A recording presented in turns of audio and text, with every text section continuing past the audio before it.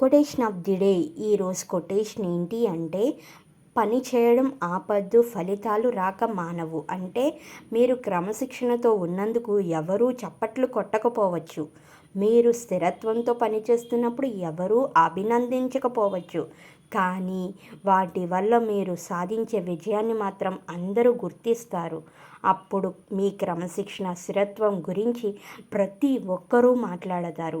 అందుకే గుర్తింపు, అభినందనల కోసం ఎదురు చూడకుండా ప్రతిరోజు క్రమం తప్పకుండా నిశ్శబ్దంగా పనిచేస్తూ వెళ్ళండి. ఫలితాలు వాటివే వస్తాయి.